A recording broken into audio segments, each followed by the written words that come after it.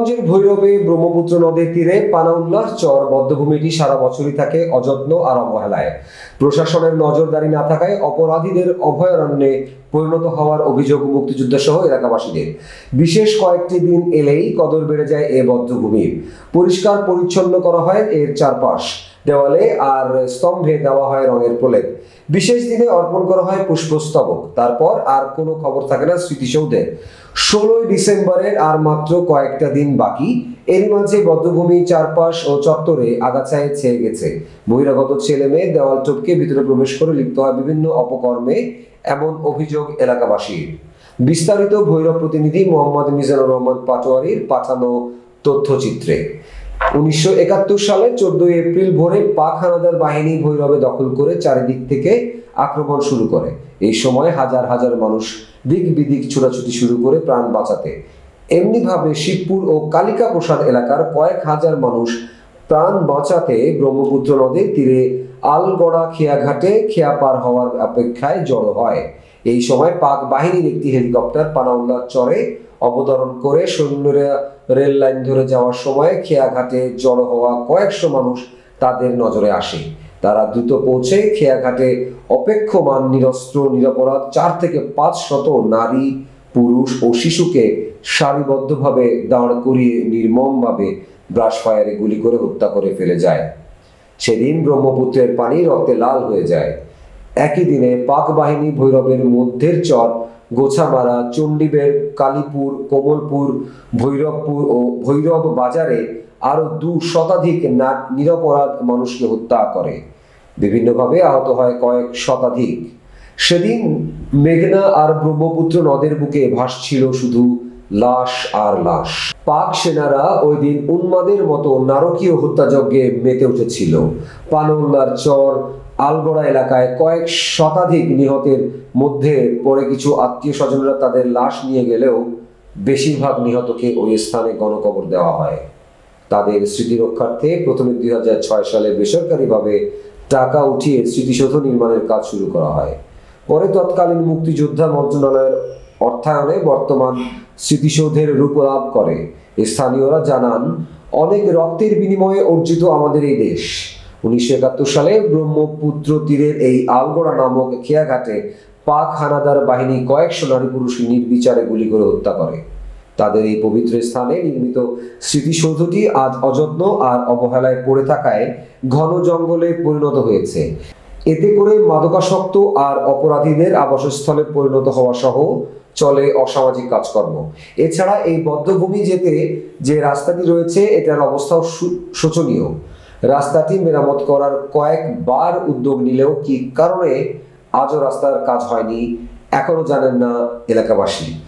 শত শত শহীদের এই স্মৃতিস্তম্ভটি এটি শুধু ইতিহাস সংরক্ষণের একটি প্রতীক নয়, বরং আগামী প্রজন্মের জন্য মুক্তিযুদ্ধের চেতনা ধারণ করার কেন্দ্রস্থল। তাই এটি রক্ষার্থে এবং সুন্দর একটা পরিবেশ তৈরি করতে প্রশাসন উদ্যোগ গ্রহণ করবে, এমনটাই প্রত্যাশা স্থানীয়দের। গরিবের দিকে আক্রমণ করছে, এর দিকে গরিবের লোক ওদিকে পালাই যাওয়ার চেষ্টা করতেছে, তাইপুর দিকে, এর দিকে এই মামদাবাদের দিকে বা মামদাবাদের লোক ওইদিকে আসার চেষ্টা করছে। তখন থেকে তো উপর থেকে গুলি করে তোমার একটা প্লেন দিয়ে গুলি করে দেখছে পাবলিক এখানে জ্বর হইতেছে। এর মধ্যে একজন মুক্তিযোদ্ধা না, সে পরে মুক্তিযোদ্ধা হয়েছে, তার কাছে একটা গুলি বন্দুক আছে, হেলিকপ্টারে গুলি করছে রুস্তম করে, আমাদের মামাদের রুস্তম। কেমন এই গুলিটা করার পরে বা বসে তোমার সব মুক্তি বাহিনী অথবা ইন্ডিয়ান হিন্দু লোকজন এদেরকে গুলি করে কেমন এলো পাথারি গুলি করে বেড়ে ফেলছে, অনেক মারা গেছে পাই। আমার জানা মতে যেটুকু আমি জানি প্রায় 400-500 লোক ওই সময় মারা গেছে। সরকার আমাদের কথা ছিল যে আমাদের কবর, যে মুক্তিযোদ্ধাদের জন্য যেটা করা হবে সেটা হয়তো প্রায় 2 লক্ষ টাকা খরচ করে একটা কবর হবে, সেটা আওয়ামী লীগ সরকার বলেছিল, কিন্তু আমরা আজ পর্যন্ত সে কবর দেখতে পাই না। আমরা মনে করি যে এগুলি যদি তারা স্মৃতির জন্য যেটা শুরু হয়েছিল সেটা যদি তারা সেভাবে করতো এবং কমপ্লিট করতে পারতো, তাহলে আমাদের আগামী দিনে যেসব আমাদের ভবিষ্যতে যেসব সন্তানরা আমাদের এই মুক্তিযুদ্ধ সম্বন্ধে লেখালেখি করবে বা তারা স্মৃতিচারণ করবে, ওইসব কবরস্থানে গেলে হয়তো ওই কবরগুলি দেখতে পেত। কিন্তু আমরা এতই দুর্ভাগা যে আমাদের সব কিছু আমরা কমপ্লিট করে যেতে পারিনি। স্মৃতিসৌধগুলি আমরা সবটাই সরকাররা পরিপূর্ণ করতে পারেনি। যেমন ধরেন আমাদের এখানে পানাউল্লার চর, আমরা যখন স্মৃতি ইয়াতে যাই, বৌদ্ধভূমিতে দেখতে যাই, তখনও দেখা যায় যে সব কিছুরই উন্নয়ন হয়েছে মোটামুটি, কিন্তু ওই বৌদ্ধভূমিতে যাওয়ার সময় সম্ভবতে যে রাস্তাটা বৌদ্ধভূমিতে গিয়েছে সেই রাস্তাটা এখনো পরিপূর্ণভাবে সুন্দর হয় না, দুইটা গাড়ি যাওয়ার কোনো সম্ভাবনা নাই, পথে দিয়ে ভাঙ্গা। যখনই তারা এই সময় আসে তখনই মনে হয় যে এগুলি সুন্দর করে করা উচিত, কিন্তু পরবর্তী সময় আর এগুলি কেউ মনে রাখে না। তাই আমরা মনে করি যে এইসবগুলির প্রতি আপনারা আরও ভূমিকা পালন করবেন, এবং যারা এই দেশের প্রশাসনে আছেন তাদেরকে আমি অনুরোধ করব আমাদের এইসব স্মৃতিকে সুন্দরভাবে রক্ষণাবেক্ষণের জন্য আপনারা ব্যবস্থা করবেন, তাইলে আমাদের ভবিষ্যতে এইসব স্মৃতিগুলি আমাদের সঠিকভাবে থাকবে। যে ভৈরবের যে নতুন যে প্রজন্ম, এরা বেশিরভাগই কিন্তু এই ইতিহাস কিন্তু জানে না। এটা আমাদের একটা ব্যর্থতা, একটা দুর্বলতা। কিন্তু আমরা যদি তৎপর হই, নতুন যে প্রজন্ম আছে তাদের কিন্তু এই ইতিহাস কিন্তু এদের জানতে হবে। এই জন্য এই যে বধ্যভূমিতে কোনো জাদুঘর নেই, যারা এখানে যারা শহীদ হয়েছেন, আমি চাই এখানে একটি জাদুঘর হোক। এর উপরে একটি বই হতে পারে, একটি স্মরণিকা হতে পারে, এগুলো আমাদের নেই।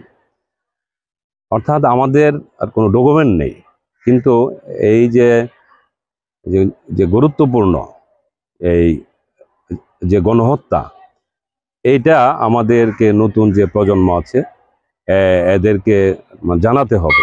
এটা এই জন্য আমাদের উদ্যোগ নিতে হবে, এবং সরকারের কাছে অনুরোধ যে এই যে বধ্যভূমি, এটার যে ইতিহাস, যে স্মৃতি, এটি যেন নতুন যে প্রজন্ম আছে তাদেরকে যেন ঠিক জানানো যায়, এরা যেন এই ইতিহাস সম্পর্কে যেন জানতে পারে, এই জন্য উদ্যোগ নেওয়া।